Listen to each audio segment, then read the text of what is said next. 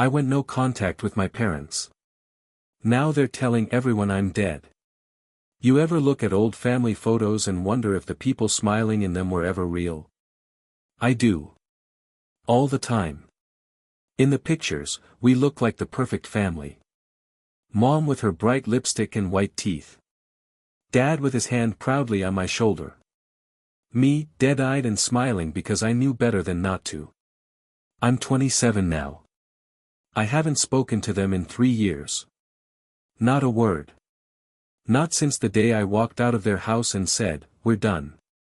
And now, apparently, they're telling people I'm dead. Not metaphorically. Literally.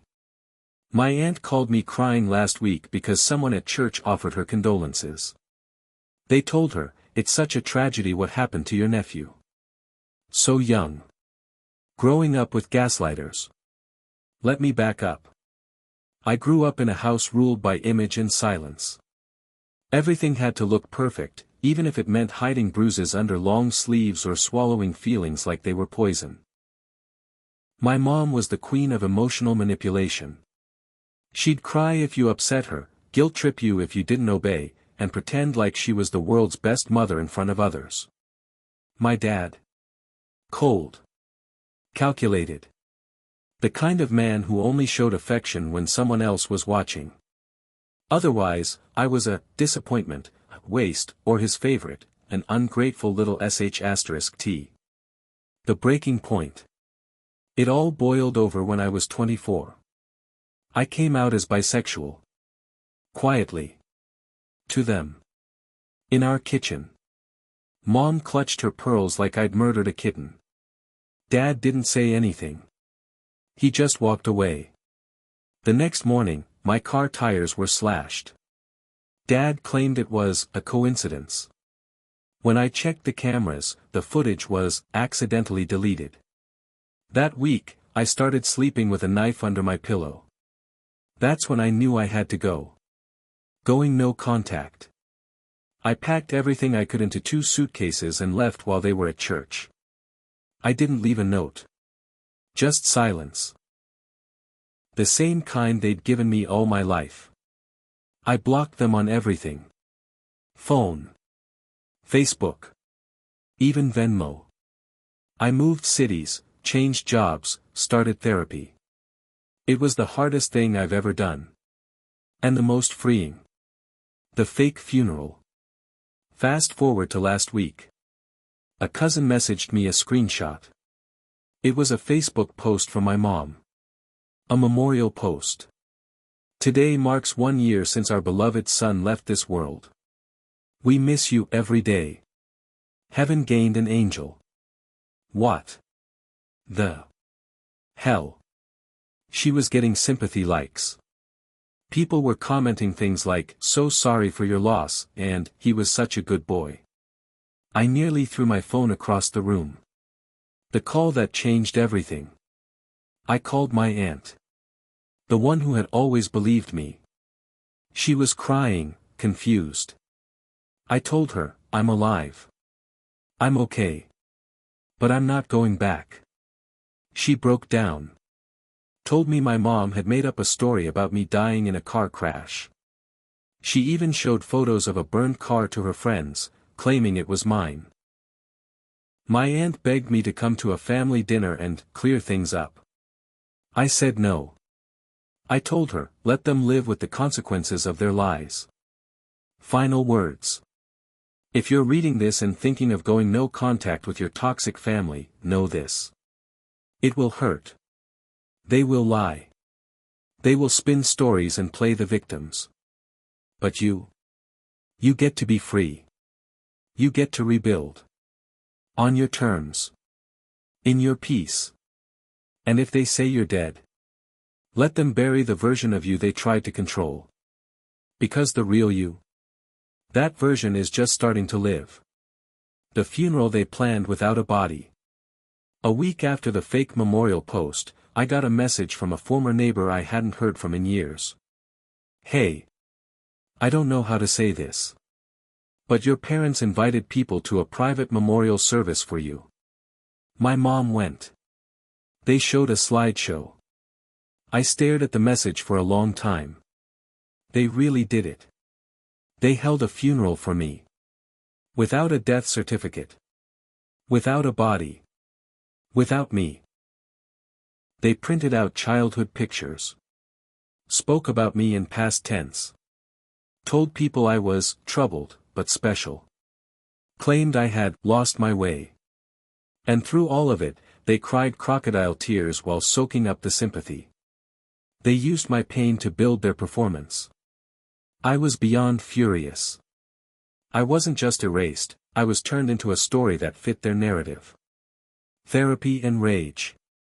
I sat in therapy the next day and told my therapist everything. "How does it make you feel?" she asked gently. I laughed, bitter and exhausted. Like I'm living in some twisted movie where the villains were pearls and curry casseroles. She nodded.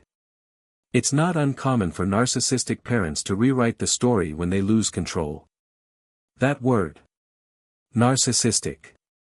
I used to hesitate calling my parents that. I didn't want to sound dramatic. But now. It fit like a glove. The gaslighting, the control, the constant shifting of blame, they'd never seen me as a person. Only a prop. Rebuilding from the rubble. When you go no contact, people don't talk about how lonely it gets. Especially in the beginning. You question yourself every day. Was it really that bad? Maybe I'm exaggerating. They did feed me and put a roof over my head. But survival is not love. And silence is not peace. I started rebuilding my life from scratch. New job. New friends. I joined a support group for adult children of narcissists. First time I walked in, I saw a dozen people who wore my story on their faces. Different versions, same trauma. And for the first time in my life, I didn't feel crazy. When they found me again. 6 months after the funeral, my dad sent me a message from a burner email. "We miss you. Your mother's heart is broken. Please come home." I didn't reply. 3 days later, my landlord called. Someone had shown up at the apartment asking if Lucas lived there. Said they were his parents. That night, I didn't sleep.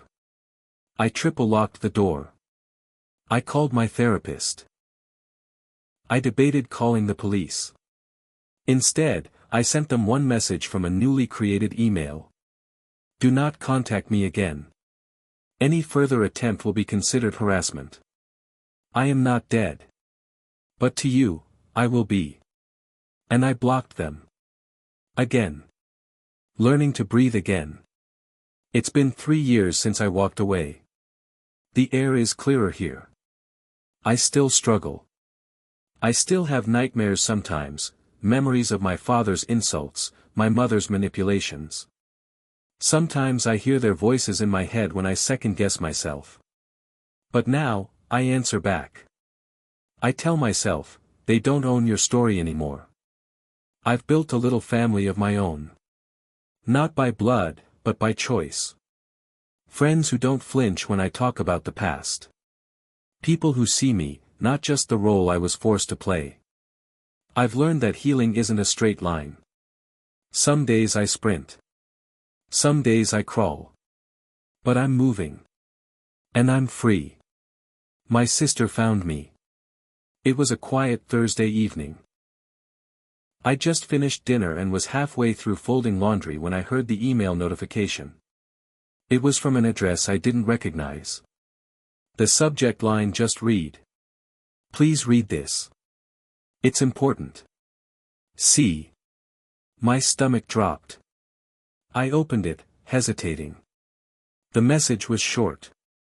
"Hey. I know you probably don't want to hear from me. I get it. But I found out the truth. And I need to talk to you. Please. Caroline. Caroline. My sister. 6 years younger. The golden child. The one they adored. The one I thought had turned into them. The golden child's illusion. Growing up, Caroline could do no wrong. She got praise for things I'd get scolded for. If she cried, the world stopped. If I cried, I was told I was too sensitive. I used to resent her. Not because she was bad, she wasn't. But because she didn't see it. Or so I thought. After I left, I assumed they turned her against me. Maybe they did. But now she was reaching out. I replied with one sentence. If this is real, prove it. 10 minutes later, she sent a voice memo. Her voice cracked with emotion. They told me you were dangerous. They said you left because you were mentally unstable. But I found your letters, the ones you left behind. I found the emails they tried to delete. Lucas. I'm so sorry. I didn't know. I sat there, phone in hand, shaking. What they did to her. We started messaging in secret. She created a new email, encrypted everything, used incognito tabs. Paranoia had become second nature for her. She told me everything. After I left, they tightened the grip on her. Monitored her phone. Read her diary. Took her bedroom door off the hinges when she was 16 because she was hiding things. They told her I'd overdosed. Then changed the story and said I'd joined a cult. Then went back to the overdose. She never believed it fully. But she wanted to. Because the alternative, that her family was built on lies, was too painful to face. Until she found the letter I left her. The one I taped to the back of the bottom drawer in my old room. It read.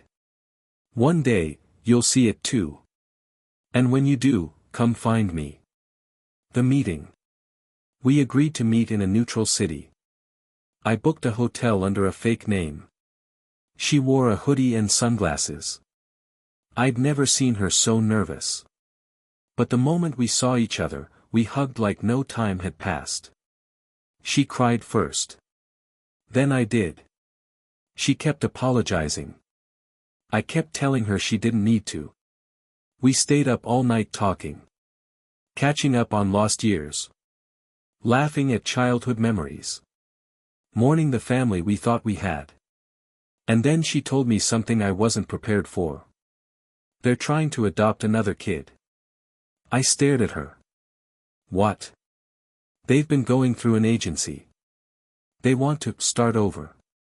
Present themselves as a grieving couple who lost a son and a daughter who's independent now. It's disgusting. I felt sick. Speaking out. That night, something shifted in me. I'd spent years hiding. Staying silent. Letting them write the narrative. But now, they wanted to rewrite it again, with another innocent child as the main character. I couldn't let that happen. So I did something terrifying. I told my story publicly. I wrote a long post on a support group page under my real name. I shared the abuse, the gaslighting, the funeral lie, everything. I posted photos, evidence, timelines. And I said their names.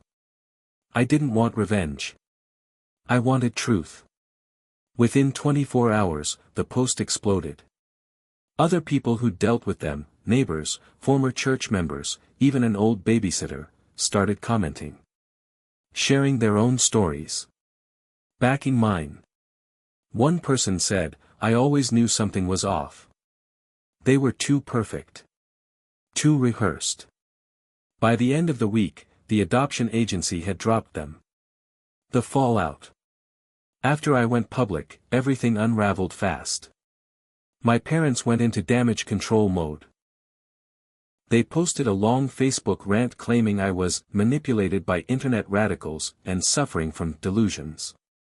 They said Caroline was mentally unstable and had betrayed the family. They even uploaded a photo of her as a child with a caption that read, "This sweet girl is still in there somewhere. She's just lost." It was sickening. But the damage was done. Friends started unfriending them. People at church stopped sitting with them. One of my mom's closest friends, who had lost a son for real, messaged me privately and said, "What they did to you is unforgivable." I finally felt seen. But I also felt afraid. Because my parents weren't the type to go down quietly. Caroline's escape. 3 weeks after our reunion, Caroline called me in a panic. They tried to take my car keys. My phone. They said they were sending me away for a while. I think they found out we met. My heart dropped. We had planned for this. I had an emergency fund set aside for her, hidden in a separate Venmo account. A friend of mine in another city offered to let her stay until she figured things out. I told her to grab what she could and go. She left in the middle of the night with nothing but a duffel bag, some clothes, and her laptop. She cried on the drive. Called me at 2 a.m. from a gas station. I feel like I'm abandoning them. I told her the truth. You're not abandoning them. You're saving yourself. She moved in with my friend the next day. And for the first time in years, she woke up in a house where she wasn't being watched. The final confrontation. I thought I was done with them. But the moment came anyway. A few weeks after Caroline left, I got a letter in the mail. No return address. Just one line on the envelope. You owe us a conversation. It was handwritten by my father. Inside was a 2-page letter filled with anger, guilt trips, and vague threats. You've humiliated us. Your mother cries every day. This family is destroyed because of you. We made you who you are, and this is how you repay us. They still didn't get it. They didn't understand that control isn't love. That lies don't buy loyalty. That children don't owe their parents a lifetime of silence. So I wrote back. For the last time. You didn't make me who I am. You tried to unmake me. I survived in spite of you, not because of you. I owe you nothing. This will be the last message you ever get from me. Goodbye. I mailed it. Then blocked their address with USPS forwarding services. It felt like closing a coffin lid. A new kind of family. Caroline and I talk almost every day now. She started therapy. Started college again. She's learning to live without fear. It's not perfect, but it's real. I moved in with my partner last month. We're building a home that runs on honesty, respect, and boundaries, not control.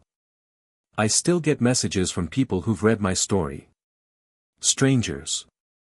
Survivors. They thank me for speaking out. Some share their own truths for the first time. And it reminds me. Breaking the cycle matters. Even when it hurts. Even when people think you're the villain. Even when the ones who should have protected you become the ones you need protection from. Because in the end, you don't need perfect parents to live a full life. You just need the courage to walk away, and the strength to keep walking. The dreams I still have. I wish I could say that after everything, the truth, the escape, the new life, it all went away. But trauma doesn't work like that. Some nights, I still dream about that house. The hallway light always on. The smell of burnt toast in the kitchen. My mother's perfume, sharp, expensive, cloying. My father's shoes in perfect alignment by the door. In the dream, I'm back in my old room. It looks exactly the same. I'm older, but everything else is frozen in time. Then I hear footsteps. Heavy. Deliberate. And I know what's coming. I wake up sweating, heart racing. Even now, even after years, my body still remembers. Caroline's first panic attack. Caroline had her first panic attack 3 months after leaving. She was in a bookstore, just looking at journals, when she saw the same exact leather-bound notebook our mother used to write her blessings in. Every Sunday, she'd make us write down what we were grateful for, then mock the answers later when no one was around. I'm grateful for my cat, I once wrote when I was 12. You're ungrateful, she snapped. We give you everything and you write about a damn cat? That memory hit Caroline like a freight train. She collapsed in the aisle. Couldn't breathe. A stranger had to help her. She called me after. Shaking. Ashamed. I told her, it doesn't mean you're weak. It means you've survived things that were never meant to be survived. That moment brought us closer. And it reminded both of us, healing isn't always graceful. But it is still healing. She found me again. It had been nearly 4 years since I last spoke to either of them. 4 years since I sent that final letter. Then, last month, I walked out of a coffee shop, and saw her. My mother. Hair shorter. Wrinkles deeper. But the same eyes. Cold. Controlled.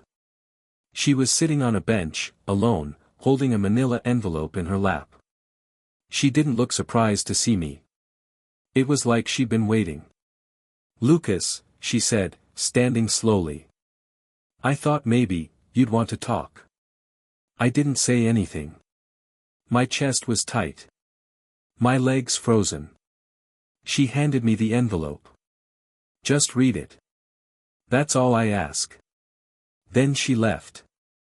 I stood there for a long time before I opened it. The letter. Inside the envelope was a typed letter. Not handwritten. Of course not. That would have been too vulnerable for her. The letter read. "Dear Lucas. I've spent years trying to understand what went wrong. Your father says you're sick. I think you were influenced. I don't know what to believe anymore. I miss the boy you used to be. I don't understand the man you've become. But if there's any part of you that still loves your family, please write back. I'm not asking for forgiveness. I'm just asking not to be erased. Mom." I folded the letter. Took a deep breath. And dropped it in the nearest trash can. Because here's the thing she never understood, I didn't erase her. She erased herself, one manipulation, one lie, one insult at a time. The boy she misses. He never really existed. He was a survival mask. And I'm done wearing it.